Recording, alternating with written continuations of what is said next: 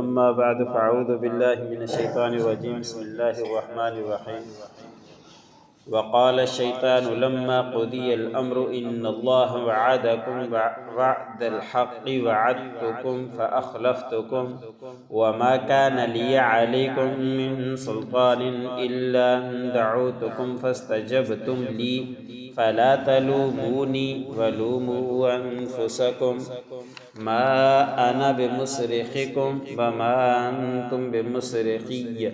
إني كفرت بما أشركتموني من قبل إن الظالمين لهم عذاب أليم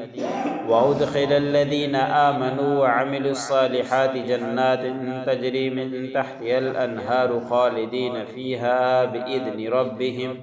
تحيتهم فيها سلام۔ سورۃ ابراہیم کا درس چل رہا ہے۔ آیسی کی آیت نمبر 22 اور 23 تلاوت کی گئی۔ گزشتہ آیتوں کے اندر اللہ رب العزت نے فرمایا کہ جو کمزور لوگ ہیں وہ قیامت کے دن اپنے بڑے لوگوں کو جو تکبر کیا کرتے تھے، ایک اتباع کرنے والے تھے اور دوسرا جس کی اتباع کی جاتی تھی،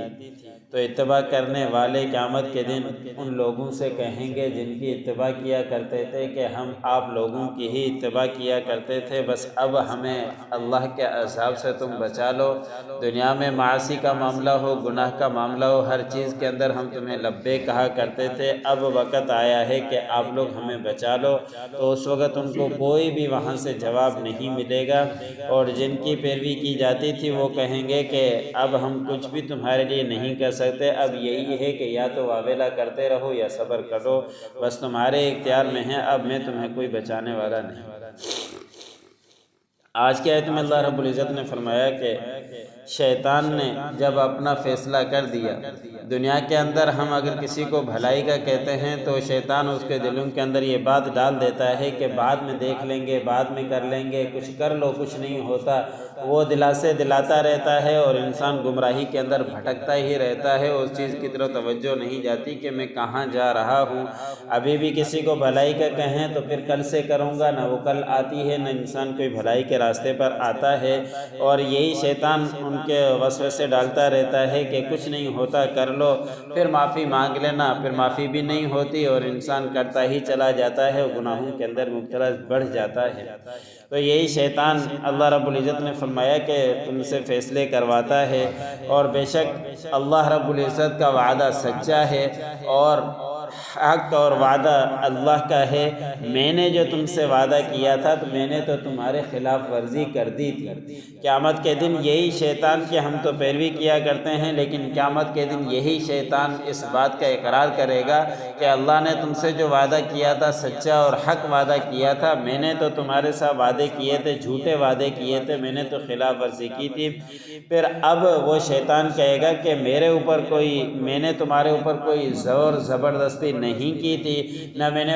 تمہارے اوپر کوئی دلیل تھی، نہ میں تمہیں پابندی کے ساتھ جکڑتا تھا، نہ میں تمہیں رسیاں باندھتا تھا۔ اب مجھے ملامت ہرگز مت کرو، میں نے تو صرف تمہیں دعوت دی اور تم نے اس دعوت کو قبول کر لیا، میں نے کوئی زور زبردستی نہیں دی تھی۔ اللہ نے تمہیں اختیار دیا تھا، عقل دی تھی، سمجھ دی تھی، تم اس کو اختیار کرتے، بس میری دعوت کے اوپر تم نے لبیک کہہ دیا، جو میں نے کہا تم نے وہ کر لیا۔ اب تمہارا اور میرا راستہ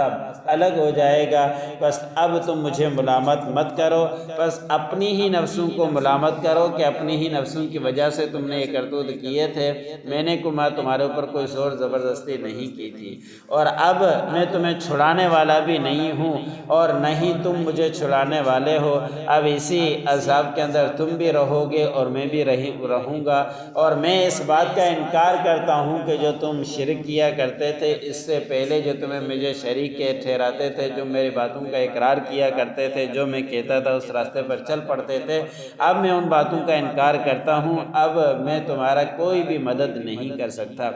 انسان اس آیت کے بعد غور و فکر کرے کہ قیامت کے دن کوئی کسی کا نہیں ہے۔ یہ تو شیطان کی بات ہے، اپنا بھی وہاں نہیں ہوتا۔ اللہ رب العزت نے سورۃ عباسہ کے اندر فرمایا کہ اپنا بھائی بھائی سے بھاگے گا، بیوی اپنے بچوں سے بھاگے گی، بچے اپنے والدین سے بھاگیں گے، کوئی کسی کا نہیں ہوگا، ہر کسی کو نفسی نفسی کا عالم ہوگا۔ تو ایسی زندگی گزارنے کی کوشش کریں کہ قیامت کے دن معلوم بھی ہے کہ کوئی ہمارے ساتھ دینے والا نہیں ہے، نہ شیطان کی پیروی کریں، جو اللہ رب العزت نے احکام دیے ہیں ان کے اوپر چلنے کی کوشش کریں، جن کاموں سے روکنے کا حکم دیا ہے ان سے روکیں، جن کاموں کا امام الانبیاء نے کرنے کا فرمایا وہ کام کریں، جن کاموں سے امام الانبیاء نے روکنے کا حکم دیا وہ کام ان کاموں سے روکتے رہیں تو ہمارے لیے کامیابی ہے۔ بڑے بڑے کام ہیں، جو فرائض ہے، واجبات ہے، ان کو ادائیگی کی کوشش کریں، اور جو بڑے گناہ ہیں ان سے اپنے آپ کو بچانے کی کوشش کریں، جو بھلائی کے کام ہیں اس کو کرتے رہیں، انشاءاللہ کامیابی ہے۔ زیادہ گہرائی کے اندر جانے کی ضرورت بھی نہیں ہے۔ ہم تو یہ سمجھتے ہیں کہ دین بڑا مشکل ہے، دین پر چلنا کیسے ہیں، پابندیاں ہیں بہت۔ ایک صحابی کا واقعہ کتابوں کے اندر لکھا ہے کہ وہ صحابی نبی کریم صلی اللہ علیہ وسلم کے پاس آئے، حضور صلی اللہ علیہ وسلم کے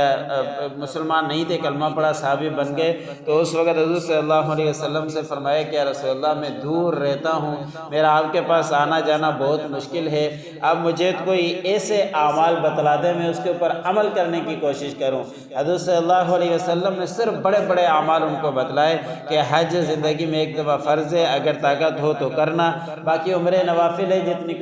استطاعت ہو اتنے کرتے رہنا۔ تو اس نے اسی مجلس میں کہا کہ میں وعدہ کرتا ہوں کہ ایک دفعہ حج کروں گا، میں عمروں کے نوافل کے وعدہ نہیں کرتا۔ اس کے بعد حضور صلی اللہ علیہ وسلم نے فرمایا کہ زکوٰۃ سال میں ایک دفعہ فرض ہے، اگر استطاعت ہو تو ادا کرنا، نہیں ہے تو پھر لازمی بھی نہیں ہے۔ تو اس نے اسی وقت وعدہ کیا کہ میں صدقات اور نوافل کے وعدہ نہیں کرتا، میں زکوٰۃ کے ادائیگی کی پابندی کروں گا۔ پھر امام الانبیاء نے نمازوں کے متعلق کہا اور نوافل کے متعلق کہا، تو اس نے ہر فرض کے اوپر لبیک کہتا رہا، اور نوافل میں کہا کہ میں کوشش کروں گا۔ تو حضور صلی اللہ علیہ وسلم نے انہی کے اسی مجلس کے اندر کہا کہ یہ جا رہا ہے، اس کو دیکھ لو، اگر تمہیں کسی دنیا کے اندر جنتی کو دیکھنا ہے تو اس کو دیکھ لو، یہ جنتی ہے۔ صرف معمولی کام اس کو بتلائے گئے، اس کی پابندی کرنے کا اس نے اقرار کیا، پختہ یقین کیا، تو نبی کریم صلی اللہ علیہ وسلم نے اس کو جنت کی خوشخبری دے دی۔ تو اتنے اہم جو بڑے کام ہیں اس کی ہم پابندی کرنے کی کوشش کرتے رہیں۔ دین کے اندر الجھاؤ آئے اس کو الجھاؤ کو دھتکار دیں، بس جو بھلائی کے کام ہیں وہ کریں، برائی سے اپنے آپ کو روکتے رہیں۔ یہ تو ہر کسی کو معلوم ہے کہ بھلائی کے کام کون سے ہیں، برائی کے کام کون سے ہیں، ان کو بچانے کی کوشش کریں۔ تو اللہ رب العزت نے فرمایا کہ جو ظالم لوگ ہیں بے شک ان کے لیے دردناک عذاب ہے۔ اللہ رب العزت جہاں کہیں دردناک عذاب کا تذکرہ فرماتے ہیں وہاں مومنین کا تذکرہ بیان فرما دیتے ہیں۔ اب اگلی آیت کے اندر اللہ رب العزت نے مومنین کا تذکرہ بیان فرمایا کہ جو ایمان لے کر آئے اور ایمان لانے کے ساتھ ساتھ نیک اعمال کرتے رہے۔ میں پہلے بھی عرض کرتا رہا کہ اللہ رب العزت نے جہاں کہیں ایمان کا تذکرہ کیا ہے وہاں نیک اعمال کا تذکرہ اس کے ساتھ لازمی اور جز قرار دیا ہے کہ ایمان ہو اس کے بعد نیک اعمال ہو۔ کفر ہے، جتنے بھی چاہے نیک اعمال کرتا رہے اس کا کوئی بھی قیامت کے دن بدلہ نہیں ملے گا۔ جیسے گزشتہ آیتوں کے اندر گزرا کہ جتنے بھی بھلائی کے کام کرے وہ راکھ کی طرح ہیں کہ ہوا آئے گی اڑا کر لے جائے گی۔ ایمان ہو، ایمان کے بعد نیک اعمال ہو تو اس کا ضرور اس کو اجر ملے گا۔ تو اللہ نے فرمایا کہ ان کے لیے باغات ہیں جس کے نیچے نہریں بہتی ہیں، اس میں ہمیشہ ہمیشہ رہے گا۔ ابھی ہمارے وہم گمان میں نہیں آئے گا کہ وہ جنت کیسی ہے، باغات کیسے ہیں، لیکن جب قائم ہوگی قیامت تو اس وقت پتہ چلے گا کہ جنت کیا ہے اور جہنم کیا ہے۔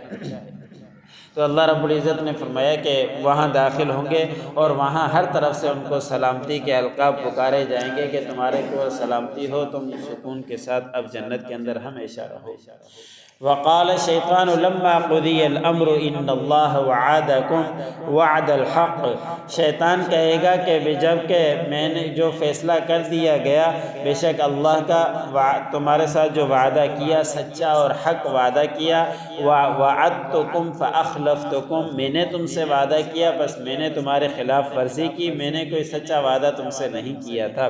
وما کان لی علیکم من سلطان، اور نہیں ہے میرے لیے تمہارے اوپر کوئی دلیل دلیل الا ان دعوتکم فاستجبتم لی، مگر یہ کہ میں نے تمہیں دعوت دی بس تم نے میری دعوت کو قبول کر لیا، فلا تلومونی پس مجھے ملامت مت کرو، ولوموا انفسکم اپنے ہی نفس کو ملامت کرو، ما انا بمصرخکم میں تمہیں بچانے والا نہیں، وما انتم بمصرخی اور نہیں تم مجھے بچانے والے ہو،